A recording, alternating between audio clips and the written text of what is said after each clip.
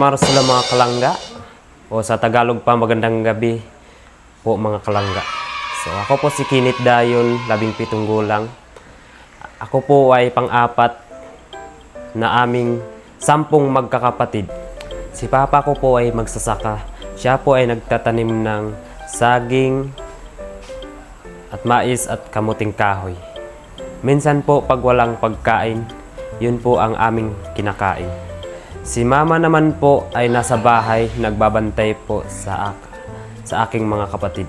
Ako po ay grade 11, nag-aral po ako sa Batangan Integrated School.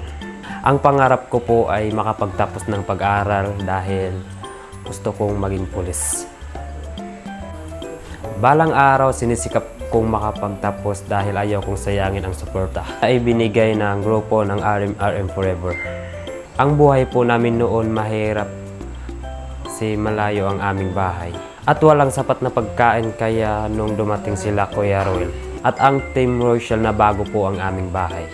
Nagkaroon po kami ng house and lot at nagiging scholar po kami ng aking kapatid na si Lockers. Nagpapasalamat po ako sa Rochelle community at sa sponsor dahil binago niyo ang buhay namin. Gusto ko po mag-vlog dahil gusto ko po makatulong sa aking pamilya. Kung kikita po ako dito sa aking pagbablog, makatulong na po ito sa aking pag-aaral. Kaya suportahan niyo po ako sa aking channel. Maraming salamat po.